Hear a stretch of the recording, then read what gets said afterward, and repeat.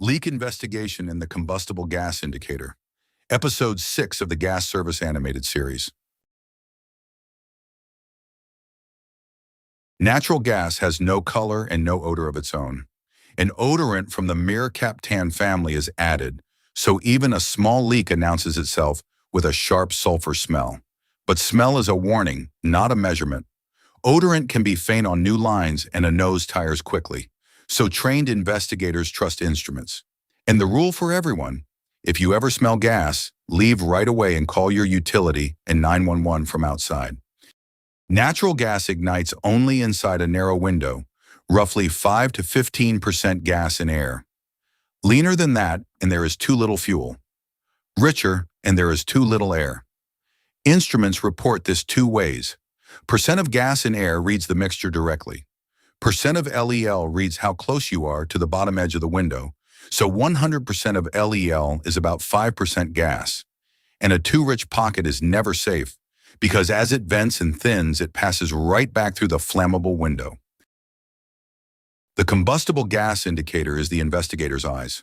A pump pulls a steady air sample across a sensor, and the screen reads percent of LEL or percent gas. The instrument only tells the truth when it is treated right. Warmed up, zeroed in fresh outdoor air, away from the leak, calibration checked, and set for the right gas. Alarm points demand action. But indoors, the bar is stricter. Any reading above 0 is treated as serious. Outside, the job is to draw a boundary called the leakage perimeter. The technician samples bar holes and available openings, such as manholes and catch basins, working outward from the strongest reading until the positive readings are boxed in by 2 consecutive 0 readings in every direction. 1 0 is not enough, and then rechecks that boundary over time. Watch why it matters.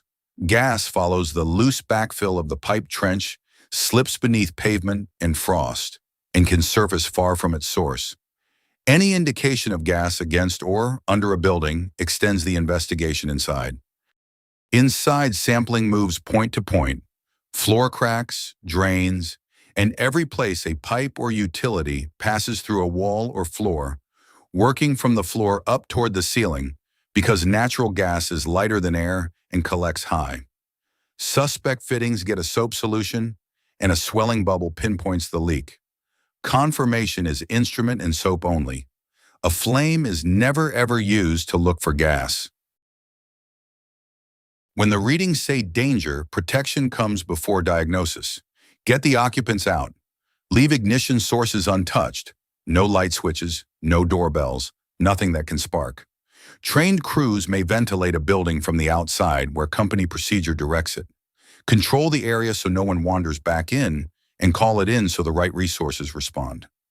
Every step here is company emergency procedure, never a do-it-yourself job.